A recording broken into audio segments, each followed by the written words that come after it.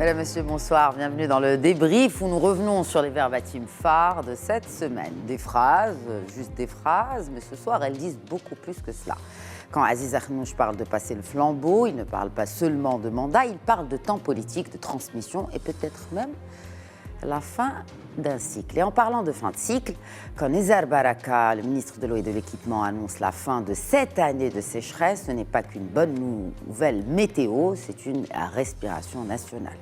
Et à l'international, cette fois, quand Donald Trump promet la fermeté face à l'Iran tout en affirmant que les violences ont cessé, la question n'est pas ce qu'il dit, mais qui le croit et ce qu'il entend par ce qu'il dit en citant la fin des violences en Iran. Et pendant que les marchés tranchent à froid, le football, lui, parle au cœur des joueurs qui jouent comme si, je cite, leur vie en dépendait. Un sélectionneur qui rappelle d'où l'on vient, même quand on gagne. Et ce soir, on ne juge pas les phrases, on les met à l'épreuve et on voit ce qu'il en reste une fois les projecteurs éteints. Et pour ce soir, j'ai l'immense plaisir d'accueillir sur le plateau de questions d'actu, c'est Aziz Daouda. Bonsoir. Bonsoir Lalla, c'est toujours un plaisir d'être ici avec vous. Largement partagé. On va parler Cannes, on va parler football, on va parler aussi géopolitique. Comment ? Ça s'impose. Ça s'impose, exactement. Et avec nous aussi, un plaisir renouvelé de l'accueillir sur le plateau, c'est Rachid Boufous. Bonsoir. Bonsoir et merci pour l'invitation. Merci à vous de l'accepter. Je rappelle que vous êtes écrivain et observateur politique, mais pas que. Et aussi une véritable joie de l'accueillir sur le plateau. J'ai l'habitude de l'accueillir en distanciel depuis Bamako. C'est mon confrère et collègue, c'est Mohamed Danioko. Bonsoir et bienvenue à vous sur le plateau du débrief. Bonsoir, merci et merci surtout pour l'invitation. Merci d'être avec nous. Et vous avez assisté à pas mal de matchs de cette CAN. Effectivement. Nous allons en parler tout à l'heure, mais je vous propose, messieurs, de commencer avec de la politique et un fait majeur sur la scène politique nationale, c'est le retrait du président du Rassemblement national des indépendants, Aziz Akhannouch, qui a annoncé le week-end dernier donc qu'il n'allait pas briguer un autre mandat, un troisième mandat à la tête du RNI et qu'il n'allait pas se présenter aux prochaines législatives de septembre 2026. Nous avons commencé avec cette citation de Aziz Akhannouch qui donc explique son retrait. C'est le meilleur moment pour passer le flambeau. 2 mandats, ça suffit. Personne ne doit dépasser 2 mandats. Ce n'est pas un héritage. Fin de la citation du chef du gouvernement. Et dans ce cas-là, c'est le président du RNI qui s'exprime. Rachid Boufous, 2 mandats, ça suffit.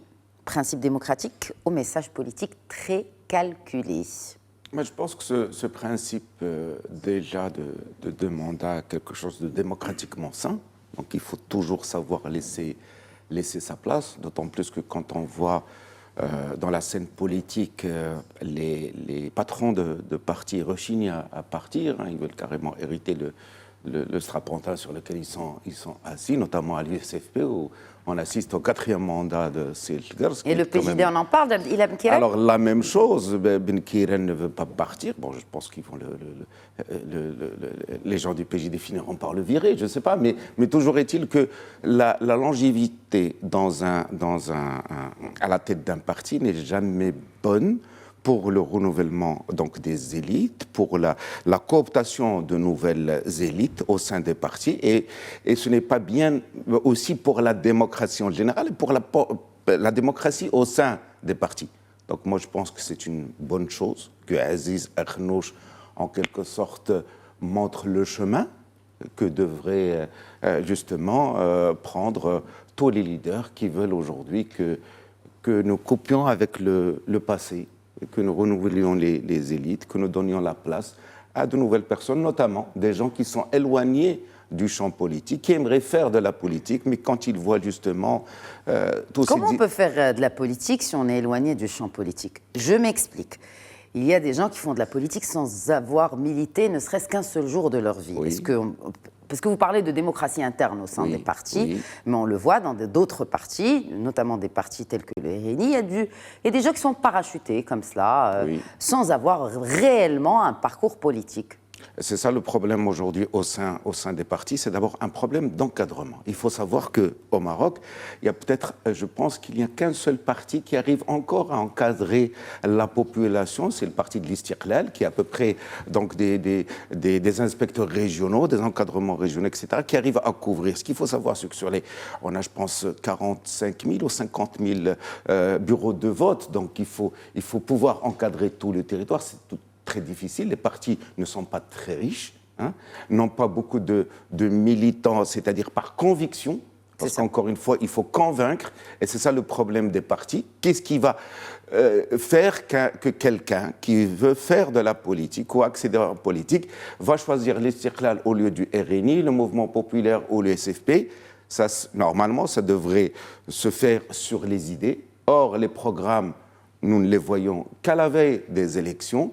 Il n'y a pas de débat politique. Quand les gens sont au gouvernement, ils fuient même le débat politique, même sur vos plateaux. Donc, on ne sait pas ce que défendent ces gens. On ne sait pas sur quelle base ils veulent que les gens viennent vers eux. Donc, au fait, ils sont dans ces partis comme si c'était des agréments. Hein. Voilà, le grima, ils sont là. Et puis, ils attendent des signaux. Hein, ils attendent des signaux du Makhzen, vers où on va aller, qu'est-ce qu'on va faire, qui on va embaucher, qui on va peindre en couleur, ce que vous disiez tout à l'heure, parce qu'il y a beaucoup de gens qui sont peints à la dernière minute, de couleurs partisanes. Il y a même des leaders politiques, enfin des ministres qui ne connaissent même pas les adresses des partis auxquels ils appartiennent. Donc c'est un tout. Si vous le dites. Je mets au défi les ministres de nous donner les adresses exactes, que ce soit des sièges de leur parti ou ne serait-ce des délégations régionales de leur parti. Toujours est-il que, encore une fois, tout ce qui se passe aujourd'hui avec cette décision du chef du gouvernement de ne plus se représenter, c'est une bonne chose. C'est une bonne chose pour la démocratie au sein du RNI. J'espère qu'il y aura donc un choix libre de nouveaux leaders, qu'on puisse voir de nouvelles têtes et que ça serve de leçon aussi pour les autres partis, pour justement encourager les Marocains à venir adhérer en masse aux partis politiques, parce que nous avons besoin demain de construire donc cette nouvelle société sous les yeux de Sa Majesté le Roi, que Dieu l'assiste, mais nous avons absolument besoin de voir de nouvelles têtes, de nouvelles compétences venir, que ce soit du monde des affaires, que ce soit du monde du sport, que ce soit du monde de la culture, de l'ingénierie, mais qu'on ait de nouvelles idées et que les partis se structurent enfin autour de programmes réels et réalistes qu'ils daignent partager avec nous, avec tous les citoyens marocains. Alors, passer le flambeau, Aziz Daouda, vous avez parlé tout à l'heure de démocratie interne. Passer le flambeau, c'était un choix ou une nécessité, en sachant que, il faut le dire, le président du RNI ne jouit pas de la meilleure des popularités de l'histoire des chefs du gouvernement / Premier ministre du Maroc. Je pense qu'il y a une lecture un peu différente. C'est que beaucoup de gens, notamment de leaders politiques, ont considéré que Serhnouch n'était pas un homme politique. Alors qu'en fait, c'est un homme politique, mais d'une autre façon. Il est atypique au Maroc. On n'a jamais vu ça, ce genre d'homme politique. Preuve en est, c'est qu'il a réussi à faire de son parti le premier parti du Maroc. Et aujourd'hui, il y a quelques mois encore, parce que la campagne a commencé il y a un peu de temps, mais enfin, quelques temps déjà. Qu'est-ce que nous disait Serhnouch? Qu'est-ce qu'il disait aux militants qui étaient devant lui et qui étaient à chaque fois très nombreux? Vous parlez des meetings qu'il a organisés dans les différentes régions, dans les 12 régions du Maroc. Gros meetings. Bien sûr. Et il parlait avec certitude que son parti allait remporter les prochaines élections. Avec beaucoup de certitude. Et je pense qu'il a eu, comme il a catalysé un peu toutes les revendications, toutes les peines politiques du Maroc, il les a incarnées à un moment donné, et notamment avec la chose a atteint son paroxysme lors des manifestations des Jeunes Z. En fait, c'est devenu l'ennemi public numéro 1, l'ennemi public politique numéro 1 du pays. Et je pense que son retrait est beaucoup plus stratégique qu'autre chose. C'est qu'il s'est dit, s'il reste à la tête... Donc c'est calculé. Je pense que c'est très calculé. S'il reste à la tête du parti, le parti peut souffrir justement de cette appréciation que les gens, appréciation négative malheureusement, que les gens ont de Serhnouch. Et donc il s'est dit, la meilleure façon de garantir la réussite de mon parti, c'est que je me mette en berne, donc il se met au retrait, Et en fait, il va permettre à quelqu'un d'autre de venir récolter le résultat de ce qu'ils ont semé ces dernières années, parce que c'est quand même devenu un des partis les plus structurés du pays, un parti les plus présents du pays. Voilà. Mais qui est présent dans le parti qui pourrait succéder à Aziz Akhannouch? C'est toute la question. Puisque nous sommes dans cette ambiance de Cannes, vos pronostics, Aziz Daouda. Écoutez, il y a eu des noms qui ont été avancés. Comme On a avancé le nom de Sel Alami. Moulay Hafid Alami, retour donc, Voilà, retour ancien de Moulay ministre Hafid Alami. de l'Industrie et du Qui- Commerce, Il qui faut est membre du RNI. justement, membre du RNI, mais il faut se rappeler que c'est l'un des rares ministres qui a été applaudi lorsqu'il a quitté son ministère. En effet. Et il jouissait d'une grande popularité au Maroc. Il était aimé des Marocains, Sel Alami. Parce qu'il avait une présence, il a un flegme, notamment pendant le Covid, etc. Il était omniprésent, c'est quelqu'un qui communique, c'est quelqu'un qui parle. Donc il avait un certain aura. Ça pourrait être lui, ça pourrait être quelqu'un d'autre comme Rja. Par exemple, Rja, il y a des gens qui avancent le nom de Rja comme futur patron du RNI. Il y a des noms qui circulent comme ça, mais bon, personne ne le sait aujourd'hui. Peut-être une femme. Pourquoi pas une femme? Madame Ftah, oui. Elle est, Madame Nadir Ftah, actuelle ministre de l'économie et des finances. Effectivement, comme il a dit, c'est Aziz, c'est Akhannouch avait non seulement il avait les moyens, parce qu'encore une fois, il faut le reconnaître, le RNI est passé de 37 sièges durant les élections de 2016 à 102 sièges durant les élections de 2021, ce qui est quand même extraordinaire. C'est un travail qui est pratiquement triplé le nombre de sièges. Ceci est dit, certainement, en moyens logistiques mis en jeu, parce que un parti, il faut rassembler les gens, il faut louer de grandes salles, il faut convaincre d'une façon ou d'une autre des militants vrais ou faux de venir remplir ces salles. C'est militant vrai ou faux. Donc il y a ça On aura aussi. tout entendu. Hein. Oui, parce que quand on a vu le dernier meeting de Akhannouch à Nador avec 4000 militants, vous rassemblez ton Nador, il n'y a même pas 4000 militants, tout parti confondu. Donc, mais toujours est-il que... C'est vous qui le dites, oui, encore toujours, une fois. Non, mais c'est en cela, si Rachid encore, le permet, c'est en cela que la façon de faire de la politique de Voilà. Akhannouch est atypique. Voilà. C'est qu'en fait, jusqu'à aujourd'hui, les partis traditionnels du pays, enfin ceux qui participent au paysage politique du Maroc, partent à partir de leur idéologie. C'est ça. Et donc essayent d'attirer les gens à Si partir de leur idéologie, il idéologie. y a. Akhannouch a trouvé un autre moyen de les attirer. Et c'est une autre façon de faire de la politique. Tout Mais simplement. après, les programmes... Oui, mais même les programmes aujourd'hui se ressemblent. Est-ce qu'il y a un parti qui se distingue de par, que ce soit son idéologie ou son programme? Ils ont tous le même discours. Ils veulent tous créer 500 000 emplois en une législature. Ils veulent tous... 1 million pour le RNI. Voilà, 1 million ils veulent d'emplois tous... pour Alors j'attends l'exécutif toujours actuel. la fameuse pension de 2500 dirhams par Marocain qu'avait promise le président du Parlement. Auquel cas, s'il le faisait, il ne le faisait pas, on lui jetterait la pierre. Moi, je pense que beaucoup de Marocains ont préparé leur lot de pierres. C'est peut-être le prochain patron du RNI. Vous parlez de Rachid Talbi El Alami, mais on ne sait pas. Il devrait faire gaffe parce que les Marocains ont rassemblé quand même des petites pyramides de pierre. En attendant, toujours est-il que, encore une fois, moi j'ai peur que le RNI, avec la disparition de ces Akhannouch, enfin son recul, Bon, le retrait, que le RNI, s'il n'y a pas un vrai président charismatique du type de Moulay Hafid, que moi-même je supporte parce que c'est une vraie personnalité qui est charismatique, que le RNI revienne à sa réelle taille, à savoir 35-37 sièges. En tant que 4e, 5e parti, comme il a toujours été depuis une trentaine d'années. Voilà. Si vous permettez, effectivement ce risque, parce que... En 2 mots, s'il vous plaît. Toute la problématique est de savoir maintenant, avec le départ de Akhannouch, est-ce que c'est Akhannouch tout seul qui part, ou c'est toute son équipe qui part avec lui? Parce qu'il peut y avoir aussi des... C'est quoi? Qu'est-ce que vous appelez son équipe? Un sentiment. Les gens qui dirigent le parti avec lui aujourd'hui. Parce qu'il faut se rappeler que quand il a pris le parti, beaucoup des ténors du parti ont été mis sur le banc. Tout à fait. Oui.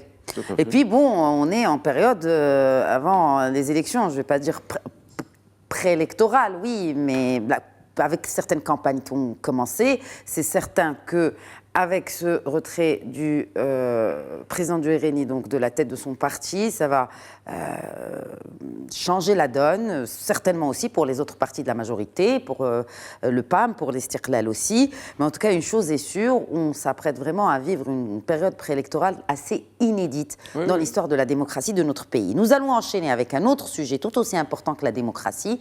Il s'agit de l'eau. Nous avons, alhamdoulilah, un week-end en perspective sur toutes les régions du royaume quasiment de pluie. Alhamdoulilah, il a beaucoup plu, il a beaucoup neigé. C'est une aubaine pour notre pays, pour les Marocains, pour notre économie, pour notre agriculture, pour nos barrages, etc. Le ministre de l'eau et de l'équipement, Nizar Baraka, qui ne fait que finalement consolider un constat général. Nous sommes sortis officiellement du cycle de sécheresse qui a duré 7 ans. Donc le Maroc est officiellement sorti d'un cycle de sécheresse qui aura duré 7 ans, pour reprendre mot pour mot la déclaration de Nizar Baraka, ministre de l'Équipement et de l'eau. Sortir de la sécheresse, c'est la fin de la crise ou une pause climatique. Donc, est-ce qu'on est vraiment réellement sorti d'affaires et comment capitaliser sur ça pour ne pas tomber dans le piège dans lequel nous nous sommes retrouvés après 6 années de sécheresse l'année dernière, avec bien sûr toutes les dispositions qui ont été prises. Rachid Boufous. Je pense que c'est un peu présomptueux de dire que nous sommes sortis d'un cycle de sécheresse parce que, encore une fois, un excédent annuel ne reconstitue pas ce que cette année en détruit. Donc aujourd'hui, qu'est-ce que nous constatons? Nous constatons une pluviométrie plus intéressante que celle de l'année précédente, un remplissage de barrages un peu plus intéressant, mais nous ne sommes absolument pas sortis du cycle parce que nous ne savons pas. Nous avons des anticyclones aujourd'hui. Est-ce qu'ils seront là l'année prochaine? Est-ce qu'il y aura les tempêtes l'année prochaine? Est-ce que tout ça est un peu hâtif? Il faut pas c'est-à-dire en tant que responsable politique, je pense qu'il faut avoir un peu de réserve, qu'il ne faut pas s'avancer sur des choses comme ça. Parce qu'encore une fois, on ne peut dire qu'on est sorti vraiment de la sécheresse que si nous avons 5 années à 10 années consécutives de pluviométrie intéressante. Alors, justement, Nizar Baraka a tenu quand même à préciser qu'une année est considérée comme sèche lorsque le déficit pluviométrique dépasse 20% par rapport à la moyenne. Donc, or, cette année, nous enregistrons un excédent positif. Donc, le taux de remplissage, vous l'avez dit, on est passé quand même, vous avez dit légèrement, on est passé de 28% l'année dernière à 46%, quasiment la moitié. Certains barrages importants sont remplis, alhamdoulilah, à 100%. Donc, en fait, moi, la question, est-ce qu'on est prêt à gérer l'abondance comme on a géré la rareté? Pour être vous savez, aujourd'hui, direct. Nous avons un problème avec l'eau. Parce que, encore une fois, 85% de l'eau rassemblée dans les barrages sert à l'agriculture. Et il n'y a que 15% qui sert à l'eau potable. Sur l'eau potable elle-même... Chiffres qui sont quand même critiqués par le ministère de l'Agriculture. Sur l'eau potable elle-même, nous avons des problèmes de réseau. Ce qu'il faut savoir, c'est que 30% de l'eau qui va dans le réseau d'eau potable n'arrive pas à ses destinataires.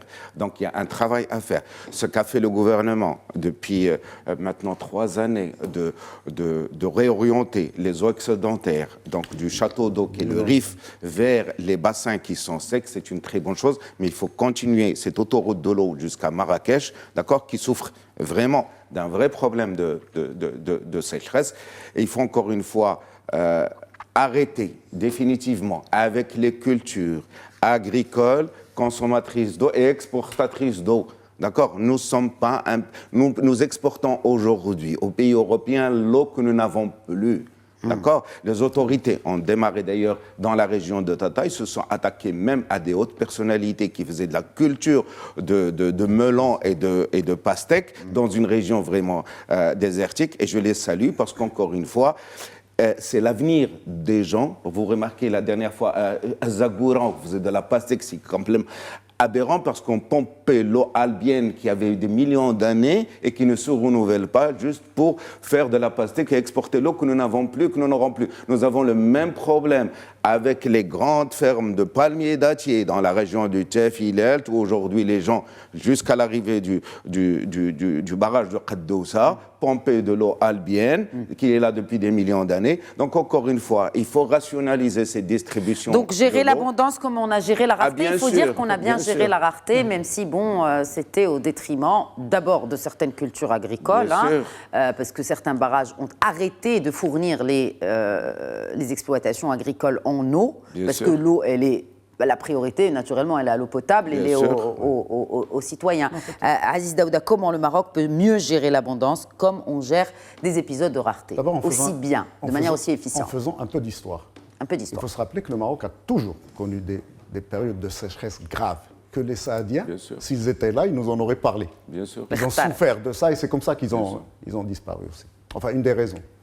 Et si vous vous rappelez, dans les années 80, si mes souvenirs sont bons, Feu Hassan II avait ordonné une étude.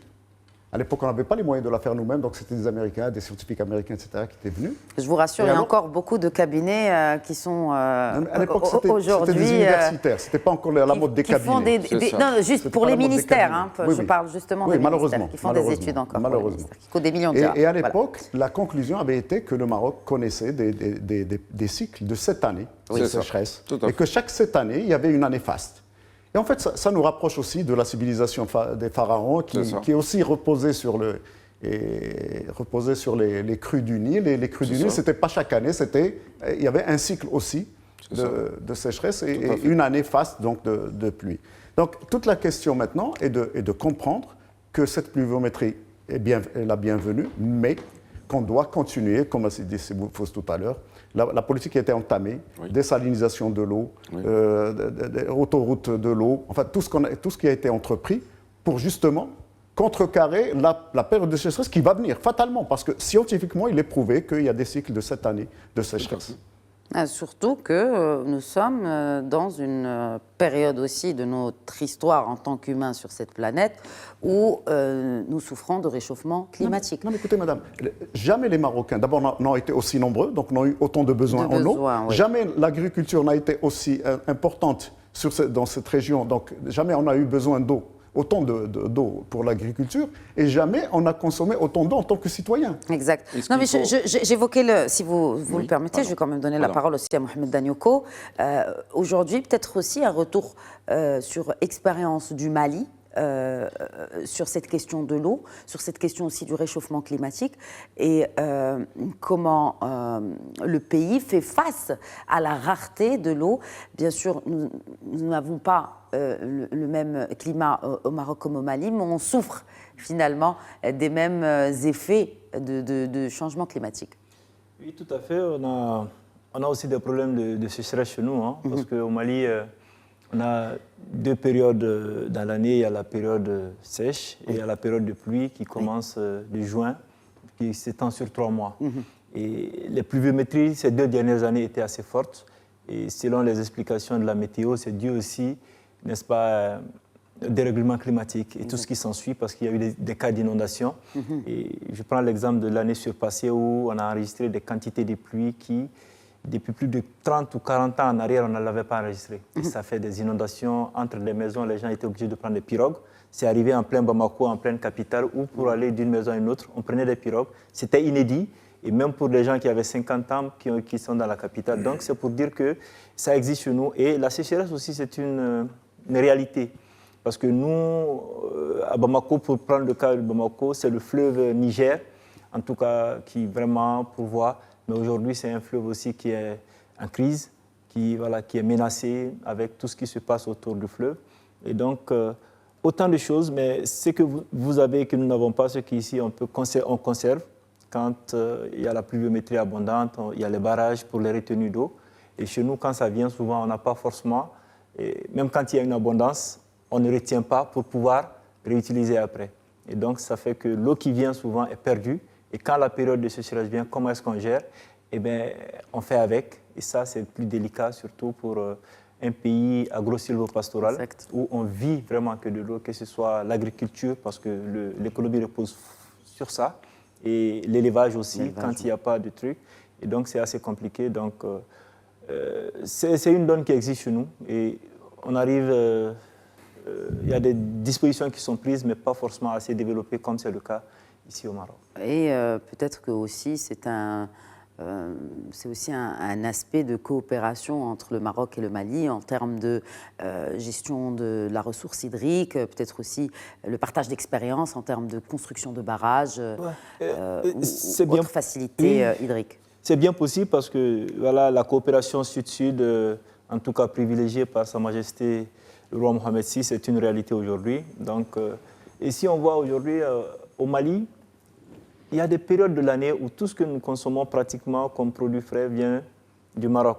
Les mandarines et les fraises, ça vient du Maroc. D'accord? Et ça, c'est parce qu'il y a, je sais pas, il y a une agriculture sous serre assez développée qui permet peut-être toute l'année de faire de la production. Et aujourd'hui, le Mali importe beaucoup de ces produits qui sont produits à partir du Maroc. Donc, c'est une forme de coopération qui, aujourd'hui, se porte bien. Pour dire que le partage d'expérience, certes, aujourd'hui, ça commence avec l'importation, mais certainement que les technologies vont suivre pour faire en sorte que ce qui est fait ici, nous puissions en profiter avec l'expertise marocaine qui va venir sur place parce que c'est bien d'importer, mais quand l'expertise va s'exporter au Mali pour mettre en pratique ce qui se fait ici, c'est sûr que nous aussi, à notre tour, on pourra certainement gérer les périodes de crise après les périodes d'abondance, comme vous dites. Exactement, d'autant plus qu'on ne sait jamais quand la période de crise va se terminer, parce que nous, on a quand même enchaîné. Alhamdoulilah, c'est terminé pour l'instant, mais cette année de sécheresse qui ont quand même porté un coup très, très, très dur au monde rural, à notre économie nationale, et on pense encore les blessures de ces 7 années de sécheresse. Nous allons enchaîner avec un autre sujet, nous allons peut-être mettre le cap sur une autre partie du monde. Il s'agit de l'Iran. L'Iran qui, depuis le 28 décembre dernier, vit sous le rythme, ou plutôt au rythme, des manifestations, une grogne populaire assez inédite dans le pays. Ce n'est pas la première, mais en tout cas en termes d'importance, parce qu'elle a touché quasiment toutes les provinces du pays, des manifestants qui sont mécontents, d'abord à cause de la situation économique, mais aussi pour d'autres raisons. Et la réaction des États-Unis a été immédiate, avec ces appels répétés à l'encontre ou à l'endroit des autorités iraniennes par l'administration Trump, par le président américain, qui appelle donc, ou a appelé à plusieurs reprises les autorités à arrêter de massacrer les populations qui veulent faire porter leur voix. Il y a eu beaucoup de morts, on n'a pas de chiffre exact sur le nombre de manifestants tués par les balles des soldats du régime, mais en tout cas, beaucoup sont tombés. Et Donald Trump, cette semaine, fait une déclaration assez intéressante. Selon lui, en tout cas, il prétend que les tueries des manifestants auraient pris fin en Iran. Donald Trump, président américain, qui affirme qu'on lui aurait dit que les tueries en Iran prennent fin. Elles ont pris fin. Fin de citation. Donc quand Trump dit à Aziz Daouda, les tueries ont cessé, est-ce qu'il parle de l'Iran ? En fait, l'Iran n'a pas connu de stabilité depuis très longtemps déjà. Il a eu des périodes où les choses se sont un peu calmées, mais en fait, c'est un mouvement qui continue depuis les années 50, depuis Mossadegh, depuis le premier départ du Shah. Le Shah est parti à deux reprises. Il est parti une première fois poussé par Mossadegh, et puis par la suite, Mossadegh lui-même a été renversé et chassé du pays, et donc le Shah est revenu. Le pays a connu une période de prospérité sous le Shah, mais quand même sous un régime assez dur avec la population, avec la milice dont se servait le pouvoir à l'époque, les sabbaks, etc. Et donc, les gens portent cette blessure. Et ça a continué. En fait, ils ont pensé qu'avec l'avènement de Khomeini, enfin de Ruhollah Khomeini, qu'ils allaient finalement sortir de ce cycle de problèmes politiques majeurs. Mais malheureusement, ils ne sont pas sortis, au contraire. Ils ont vu leur liberté se restreindre, ils ont vu leur économie s'écrouler, ils vivent mal. Et à chaque fois, ils ont essayé de l'exprimer d'une certaine façon, et ça n'a jamais réussi, disons, à changer les choses. En fait, il y a toujours eu soit une intrusion internationale, comme c'est le cas, parce que finalement, aujourd'hui, on a l'impression que tout le monde se fout un peu de la population, puisque c'est des discours politiques qui se...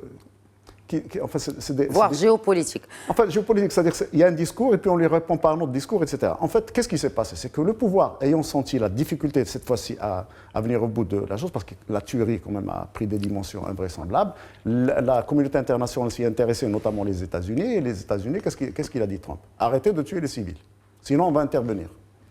Ils répondent par des appels à négociation. Négocier sur quoi? Probablement pas sur la politique intérieure, mais sur les choses du nucléaire, enfin sur les choses qui intéressent les missiles balistiques, etc. Enfin tout ce qui concerne la géopolitique de la région, mais pas les intérêts de la population. Et aujourd'hui, quand ils ont promis, ou ils auraient promis à arrêter notamment les condamnations, parce qu'il y a eu 800 condamnations à mort en quelques jours. Non, mais il a aussi menacé, hein, nous agirions de manière très forte si l'Iran exécutait des manifestants, dixit Donald Trump. Or, à ce qu'il paraît, selon Trump lui-même, hier soir, il dit, bon, ils ont arrêté les tueries, donc on ne va plus intervenir. En fait, en filigrane, il a dit, on ne va pas intervenir. Est-ce que c'est une façon, à la Trump, de les calmer un peu avant le coup d'épée dans la... Le coup d'épée dans quoi? Alors, c'est intéressant, parce que Internet est coupé en Iran. Oui. On ne sait rien. Et là, c'est un point très important, parce qu'on ne sait pas ce qui se passe. Exactement.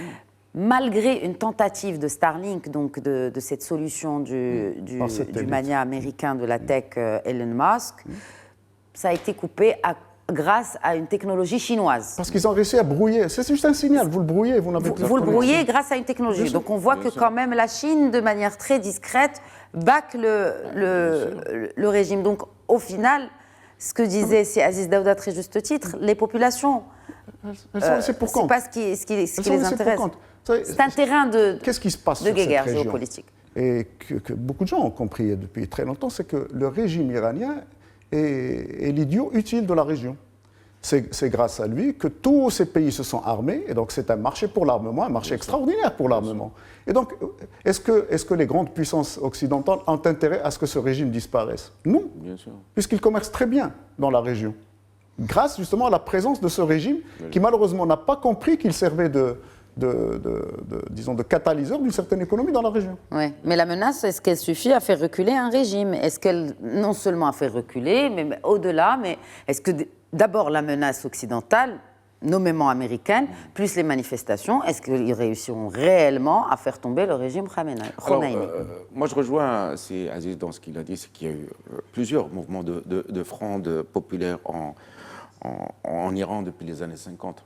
Et c'était pour une question du pétrole. Donc, il faut toujours suivre le pétrole. Et on dit souvent qu'en Iran, il faut toujours sentir le pouls du bazar. Donc c'est le grand marché de Téhéran, c'est là où a démarré la révolution de 1979, et c'est là où a démarré la fronde du 28 décembre 2025. Donc encore une fois, c'est une question de rupture sociale, de rupture des circuits d'échange. L'Iran est un pays de marchands. Il faut savoir qu'il y a 150 000 Iraniens aujourd'hui qui sont installés à Dubaï. Ils génèrent quand même quelque chose, la grosse fortune justement de tous ces... malgré les sanctions internationales, quand même, l'Iran arrive à sortir son pétrole. C'est un grand pays. Et cet argent est souvent détourné. On parle de quelque chose comme une manne de 95 milliards de dollars qui est investi à Dubaï. Donc s'il y a un problème en Iran aujourd'hui, il risque d'y avoir une déstabilisation donc, régionale de toutes les puissances, enfin, que ce soit les Émirats, que ce soit le Qatar, que ce soit l'Arabie Saoudite. Donc Donald Trump, il marche sur des œufs. Hein. C'est plus le Venezuela. Mais surtout que le Qatar, il a aussi une connexion directe, sans mauvais jeu de mots, de gaz avec l'Iran. C'est-à-dire que là, on touche parce que l'Iran a souvent accusé le Qatar de pomper son gaz justement sur les champs du Qatar qui sont haute mer. Ce qu'il faut savoir, c'est qu'aujourd'hui, toute cette région, bon, c'est toujours une question, il faut suivre l'argent, il faut suivre le pétrole là où il est. Trump n'est pas encore sorti de cette affaire vénézuélienne, hein, et il ne veut pas tenter autre chose donc en Iran de manière imprudente, parce qu'il y a les marchés aussi, les marchés financiers qui arbitrent En fait, c'est eux qui arbitrent. Ils ne veulent pas qu'il y ait un risque d'envolée, donc justement du En parlant de ça, il y a un stratégiste en chef chez le constructeur Nissan, c'est Nissan Securities Investment, qui a déclaré que justement sur les marchés, la pression vendeuse a prévalu en raison des anticipations que les États-Unis n'engageraient pas d'action militaire contre l'Iran.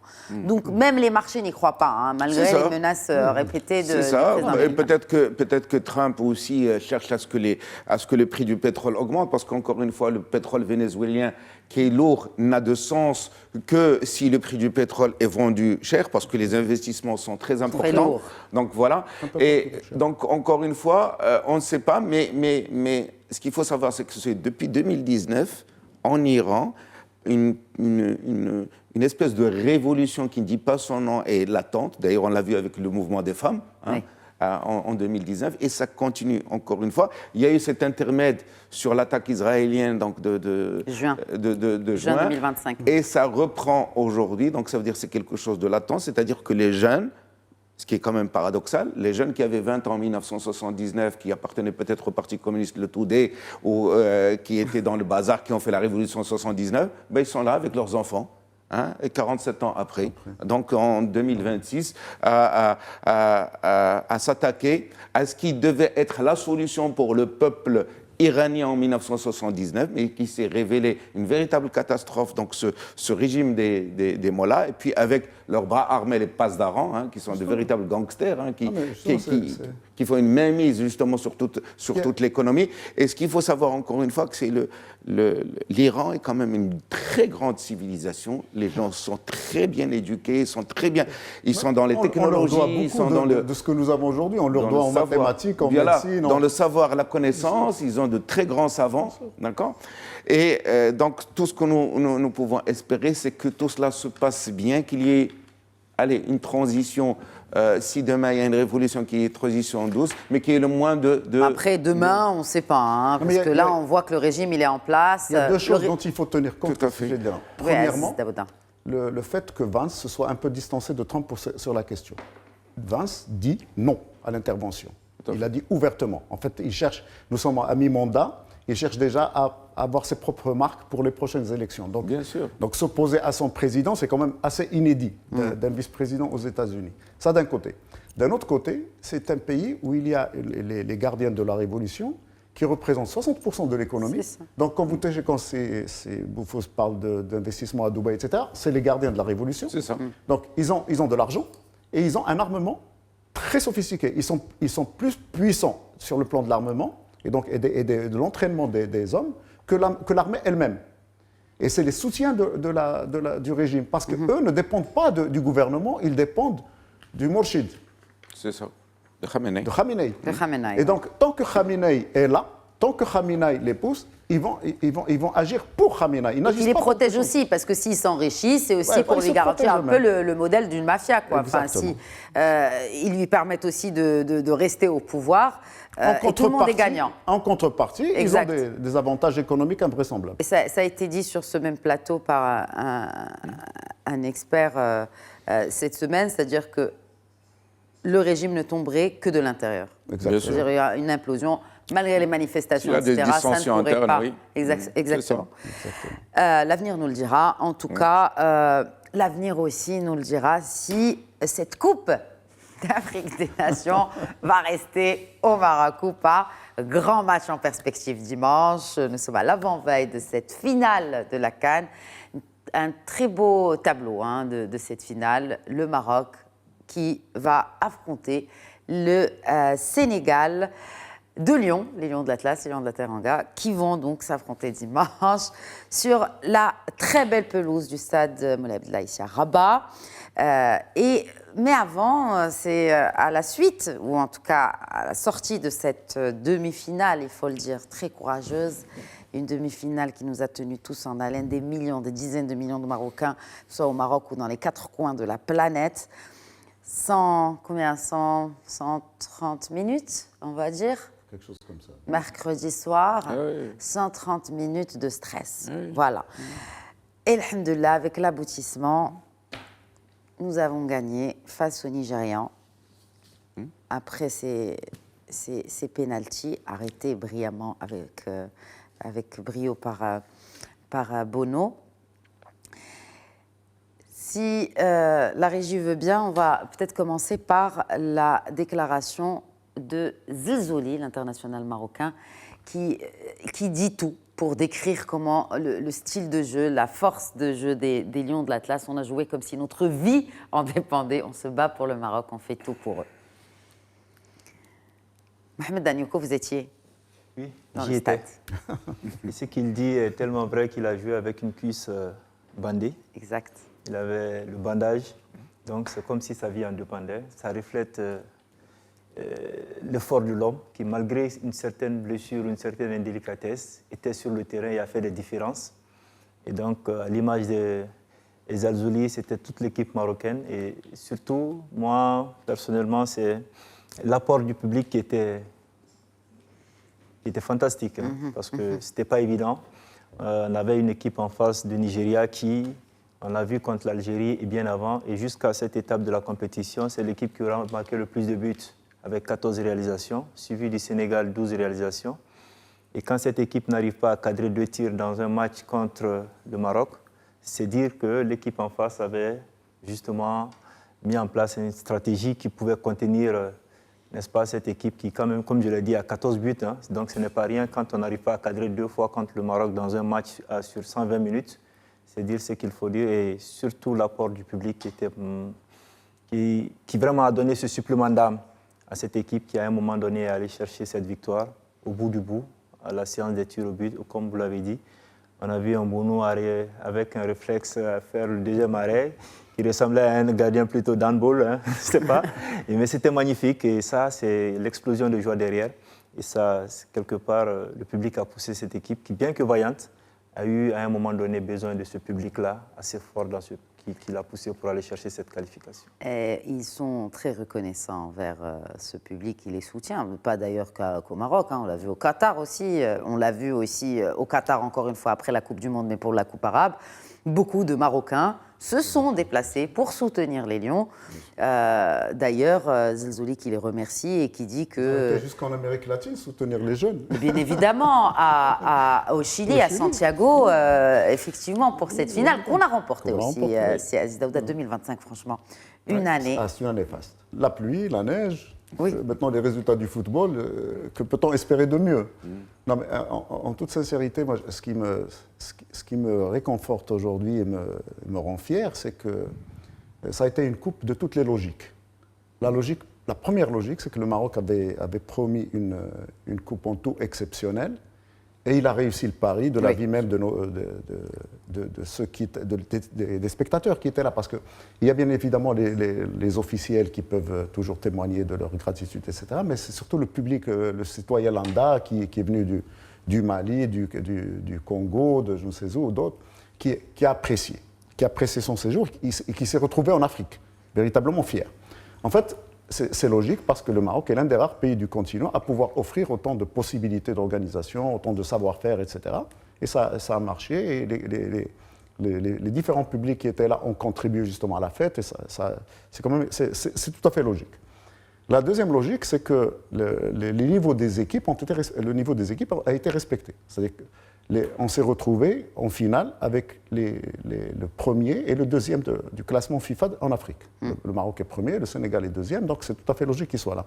Mais cette logique, en fait, si on regarde plus loin, derrière, elle a été respectée depuis la sortie de la phase de groupe. C'est-à-dire, ne sont passées que les équipes qui avaient les moyens d'y aller, donc qui représentaient un certain football, une certaine façon de jouer, et donc qui s'imposent au niveau africain. Et puis petit à petit, la chose s'est décomptée jusqu'à nous donner justement les 2 meilleures équipes. Maintenant, pour ce qui est de notre équipe nationale, c'est qu'elle avait beaucoup de pression sur elle. La première pression, c'est que ça se passe au Maroc. Ça, c'est la pire des choses qui puissent arriver à des compétiteurs, c'est de compétir chez eux. Pourquoi? Parce que pour nous, c'est la fête, mais pour eux, ce n'est pas tellement la fête, parce que pour eux, c'est des exigences. Surtout que, et comme l'a rappelé l'international marocain Naïla Ainaoui, le peuple marocain attend ça depuis longtemps. Mais bien sûr, c'est une pression. Alors, la deuxième pression, justement, c'est les 50 ans d'attente. Voilà. La troisième pression, c'est tout ce qui s'est passé avant. Et vous vous rappelez que même sur ce plateau, on avait discuté un peu de cette équipe qui était chancelante et de toute la fronde qui s'était levée. Il y avait quasi pratiquement un rejet même du coach. Et à certains moments, certains demandaient sa démission. Donc tout ça, les joueurs l'ont ressenti. Parce qu'au-delà de la critique qui est tout à fait acceptable et normale, il y avait quand même des... on peut aller jusqu'à dire qu'il y a eu des insultes à l'encontre, notamment du coach qui a lui, pratiquement catalysé toute la fronde qu'il y avait, alors qu'il nous disait qu'il était serein et qu'il avait confiance en son effectif et qu'il savait ce qu'il faisait. Finalement, tout le monde a parlé football, mais c'est lui qui a eu raison. Justement, il l'a dit, hein, Walid El-Gragui. Il a dit que j'aimerais bien qu'on revoie là ce verbatim du sélectionneur national. Je n'ai pas été que chahuté, ce n'était pas une campagne correcte, mais ce n'est pas grave, on l'a accepté, le groupe m'a protégé, ils aiment leur coach. Aujourd'hui, on récolte l'âge d'or du football marocain, mais il ne faut pas oublier d'où on vient. Alors, d'où on vient? Et c'est là justement qu'il ne faut pas oublier, il a raison dans ce qu'il dit. 3 mois avant la Coupe du Monde du Qatar, le sélectionneur qu'on avait, dans une conférence de presse, nous a dit « Vous n'avez pas une équipe pour la Coupe du Monde ». Parce qu'il y avait une petite fronde, les gens n'étaient pas très contents des résultats, etc. Enfin, de la façon de jouer, en disant voilà, ils pouvaient faire des choses, etc.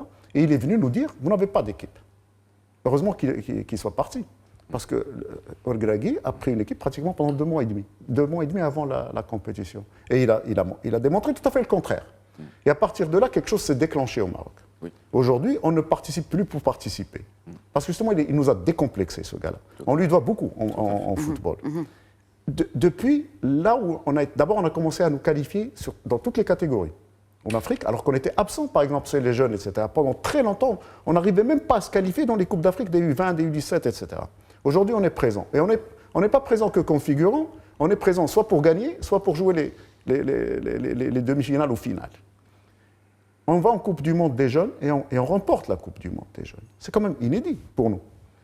Et donc, ce monsieur nous a apporté quelque chose qu'on n'avait pas. Il nous a décomplexé en football. Il a décomplexé les cadres marocains.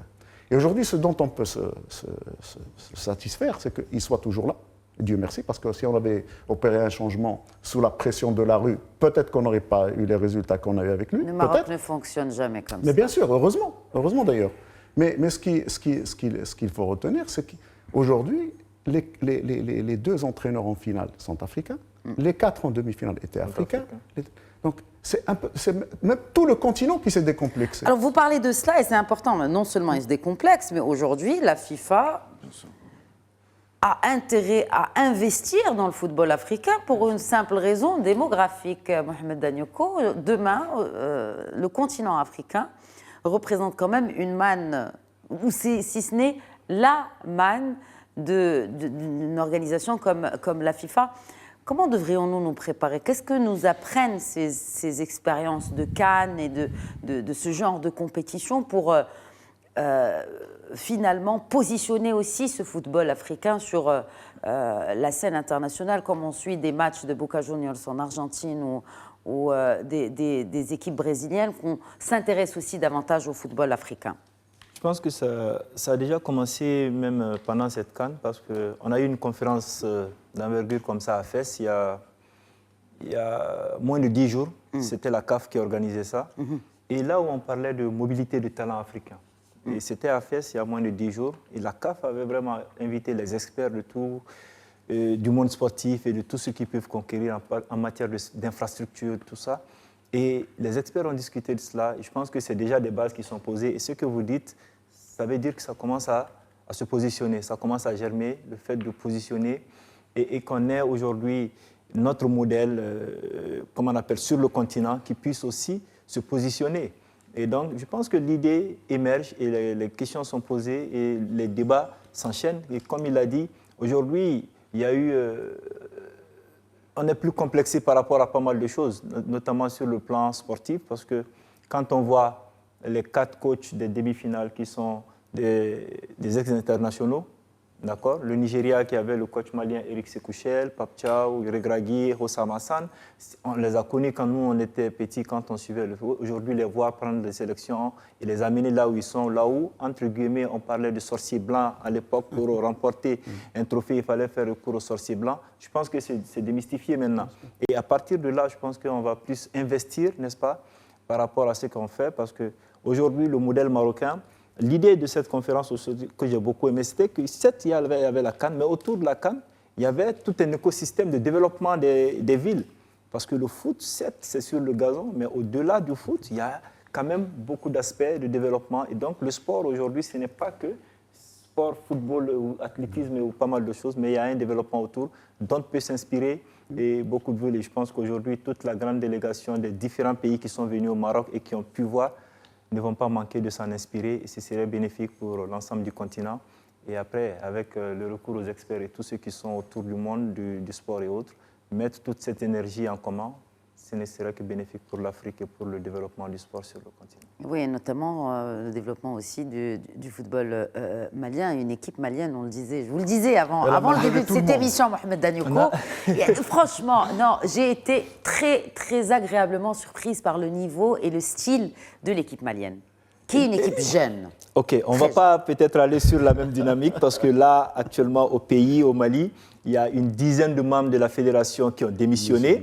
Et donc, on va inéluctablement vers de nouvelles élections à la fédération parce que aujourd'hui, on peut dire beaucoup de choses hors Mali, mais au pays, on n'est pas satisfait. Parce que, comme vous l'avez dit, c'était une équipe avec de la jeunesse, du talent et pas mal de choses. Mais on estime l'équipe n'a pas été exploitée à bon escient pour faire ce qu'il fallait parce qu'on a joué assez de blocs bas.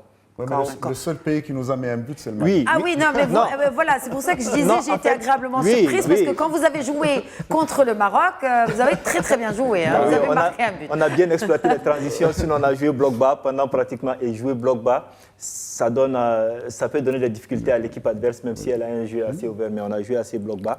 Et c'est pour ça aujourd'hui qu'il y a un certain mécontentement, parce qu'on estime que le Mali n'était pas venu à cette compétition pour faire ce genre de jeu. C'est ça, c'est la qualité du jeu proposé qui ne satisfait pas le public sportif malien et qui a amené tout ce qui... Sinon, nous sommes arrivés en quart de finale et la seule équipe en quart de finale qui n'avait jamais engrangé d'étoiles, c'était le Mali. Mais qui a toujours fini à 9, oui. à 10. Oui, qui a toujours... On a même pour 3 matchs à 10. Oui, pour la boutade, on a dit souvent à l'entraîneur, il faut donner 10 joueurs, ne pas le donner 11. Parce qu'apparemment, il s'en sort mieux avec 10 joueurs qu'11. Mais ça, c'est la parenthèse. Mais la réalité aujourd'hui, c'est que ne pas avoir gagné de match et s'imposer face à la Tunisie au tir au but, aller en quart de finale, perdre sans gagner un seul match dans la compétition, avec tout le talent qu'il y avait au sein de cette équipe, avec tout ça, c'est vrai que c'est quelque chose qui a fait assez tâche et qui aujourd'hui, les conséquences au pays, c'est la fédération qui va certainement partir. Voilà, donc contre le Maroc, c'est vrai, le Maroc premier du classement FIFA, le Mali qui est assez bas. Mais j'ai dit à des amis marocains qui suivaient avec le monde, j'ai dit, mais le blocage du Maroc à cette étape de la compétition, c'était assez bénéfique pour Regragui parce qu'après, ça lui a permis de changer pas mal de choses. Parce que si c'était arrivé au niveau des éliminations directes, il ne serait pas, en tout cas, au niveau de repositionner les choses et de faire le match qu'il a fait contre le Cameroun. Et il ne serait pas en finale contre le Sénégal. Et je vais finir par un tour de table. Il me reste moins d'une minute. Pronostic, Mohamed Danioko, pour le match de dimanche. Sénégal et le Maroc avec l'appui du public. Le Maroc avec l'appui du public. Un score 1-0. 1-0. Aziz Daouda. Moi, je voudrais juste une petite chose. En fait, ce que la CAN a gagné maintenant, aujourd'hui, c'est qu'elle a gagné en considération. Vous savez que le monde regardait la CAN comme une compétition qui embêtait beaucoup plus qu'autre chose les clubs, etc. Aujourd'hui, la CAN va rendre aux clubs des joueurs bonifiés. Parce qu'on a vu des joueurs qui étaient pratiquement sous les radars se bonifier lors de cette CAN. Merci. Un Diaz aujourd'hui n'est pas le Diaz qu'on a vu au Real Madrid depuis 2 ans. Donc on le rend un joueur bonifié. Et on a gagné en considération. Je pense qu'aujourd'hui, à la prochaine CAN, les clubs n'auront plus le courage ni la possibilité d'imposer, par exemple, de ne lâcher les joueurs que 5 jours avant. Parce que les équipes africaines ont souffert de ça. Aziz Daouda, pronostic. 2-0 pour le Maroc. Rachid Boufous. Maroc, Dima Maghreb. Dima Maghreb, pronostic. Oui, bien sûr, Dima Maghreb, bien évidemment. 1-0 pour le Maroc. 1-0 pour le Maroc. Ah, oui. Bon, on va certainement suivre, et c'est tous les millions de Marocains qui vont certainement suivre, et les Sénégalais, nos frères sénégalais, qui ont quand même aussi fait un très beau parcours. La finale des frères. Un très beau parcours pour le Sénégal. Comment? Vous n'avez pas pronostiqué? Ah non, moi je suis là que pour poser des questions. Je ne suis pas là pour y répondre. Merci beaucoup. Merci Mohamed Dadioko. Merci c'est Aziz Daouda. Merci c'est Rachid Boufos. Merci à vous de nous avoir suivis. Je vous souhaite une excellente soirée, un très très bon week-end à toutes et à tous.